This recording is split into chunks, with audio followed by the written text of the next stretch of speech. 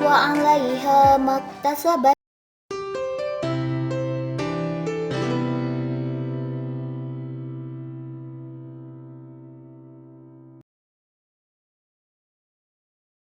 Bismillahirrahmanirrahim. Assalamualaikum warahmatullahi wabarakatuh. Alhamdulillahirabbil alamin. Wabihi nasta'inu ala umuri dunya waddin. Wassalatu wassalamu ala asrofil anbiya'i wal mursalin wa ala alihi wa sahbihi ajmain. Amma ba'du. Faqad qala Allah ta'ala fil Qur'anil Karim, a'udzu billahi minasyaitonir rajim. Bismillahirrahmanirrahim. Wa minhum man yaqulu rabbana atina fid dunya hasanah wa fil akhirati hasanah wa qina adzabannar. Faqala an-nabiyyu sallallahu alaihi wasallam, man mata duna malihi mata syahidan, man mata duna irdihi mata syahidan. Pertama-tama mari kita panjatkan puja dan puji kehadirat Ilahi Rabbi yang telah memberikan nikmat kepada kita, yakni nikmat iman dan juga nikmat Islam. Salawat salam mudah-mudahan senantiasa tercurah limpahkan kepada qudwah kita, yakni Habibana wa Nabiyana Kangjeng Nabi Muhammad sallallahu alaihi wasallam. Para siswa-siswi SMK Al-Ittihad Mabdaul Ulum yang saya cintai, dan juga kepada rekan-rekan seperjuangan yang saya banggakan, mudah-mudahan pada kesempatan kali ini kita masih diberikan kesehatan oleh Allah Subhanahu wa Ta'ala. Amin ya Rabbal Alamin. Di akhir-akhir ini atau di bulan-bulan ini kita telah mendengarkan beberapa berita mengenai kasus terjadinya virus corona. Itu adalah merupakan salah satu musibah yang Allah turunkan kepada kita. Bukan jenis virus saja, tapi berbagai jenis penyakit, gempa bumi, banjir, dan juga yang lainnya. Di saat Allah turunkan, pertama, karena Allah cinta terhadap hambanya. Tidak lepas dari cinta terhadap hambanya. Maka dari itu, mari kita senantiasa pasrahkan diri kita kepada Allah Subhanahu wa Ta'ala, dan harus senantiasa husnudon kepada Allah Subhanahu wa Ta'ala. Mudah-mudahan dengan adanya wabah virus corona ini atau virus seperti ini, kita senantiasa menjadi semakin baik, lebih baik, dan juga lebih baik. Menjadi ingat kepada Allah, kita akan merubah cara hidup yang lebih bersih, berhati-hati, dan juga waspada. Itu adalah pembelajaran di mana atas terjadinya wabah seperti ini. Maka dari itu, kita harus senantiasa cinta terhadap diri pribadi kita sendiri dan juga cinta terhadap tanah air kita sendiri, yaitu tanah air Negara Kesatuan Republik Indonesia.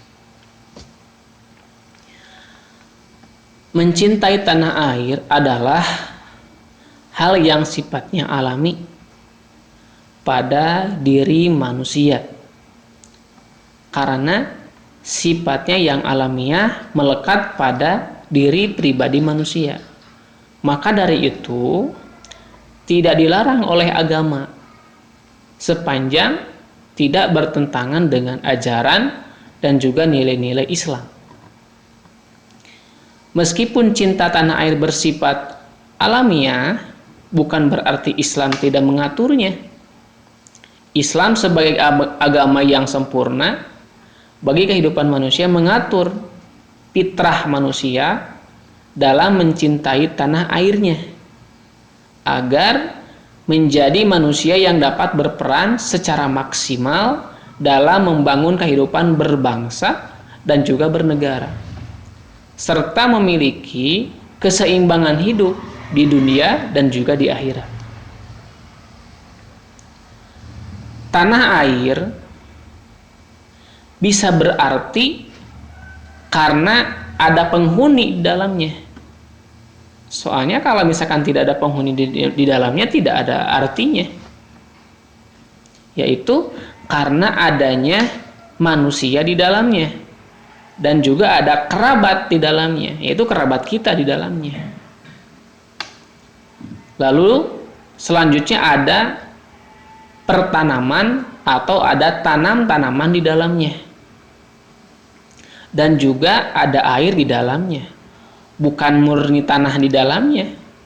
Karena cinta terhadap tanah air, yaitu ada isinya di dalamnya, yaitu adanya manusia atau kerabat kita, adanya tanam-tanaman di dalamnya, dan juga ada air di dalamnya. Maka dari itu, makna dari cinta tanah air adalah yang pertama, cinta perdamaian di dalam negeri. Maka dari itu, kita harus senantiasa hidup damai di dalam negeri. Itu ya. Yang kedua, cinta kebaikan di dalam negeri untuk tidak membuat kerusakan di dalamnya. Jadi kita tidak boleh merusak keadaan alam yang ada di alamnya. Harus senantiasa kita dijaga kelestariannya. Yang ketiga, cinta persatuan dan juga kesatuan yang indah, yaitu dengan cara membela negara.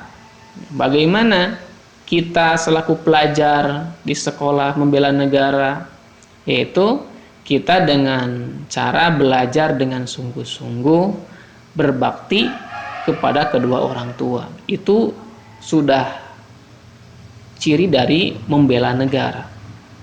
Dan juga kita harus membela tanah air kita. Maka dari itu, jika ada salah satu negara yang mengambil sejengkal tanah pun dari negara kita, harus kita tidak ridho. Itu berbahaya. Maka dari itu, kita harus cinta, harus menjaga tanah air negara kesatuan Republik Indonesia. Yang keempat, cinta perdamaian. Nah, kita harus nantiasa hidup berdamai. Tidak boleh saling ribut. Harus berdamai. Itu ya. Yang terakhir, yang kelima, itu adalah cinta keakraban terhadap sesama. Itu harus nantiasa kita akrab terhadap sesama. Yaitu tidak menghujat, tidak mencaci maki, lalu tidak memusuhi. Nah, itu adalah makna dari cinta terhadap tanah air. Mudah-mudahan senantiasa kita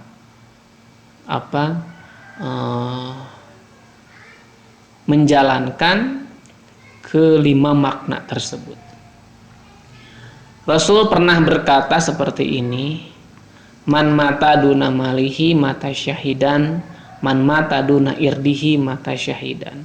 Orang yang mati membela kekayaannya, hartanya, karena mau direbut oleh orang lain, maka matinya mati syahid.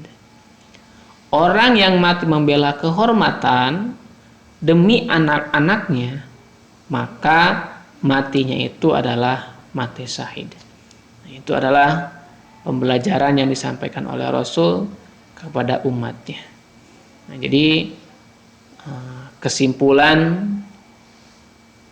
yang harus kita dapat, yaitu pertama, kita harus nantiasa melestarikan tanah air ini, tidak membuat keonaran di dalamnya, tidak membuat kerusakan di dalamnya, dan juga harus senantiasa cinta perdamaian di dalamnya. Dan juga kita harus senantiasa memperjuangkan negara kesatuan Republik Indonesia ini. Mungkin itu saja yang dapat disampaikan. Mohon maaf bila ada kekurangan. Wabillahi taufiq wal hidayah. Wassalamualaikum warahmatullahi wabarakatuh.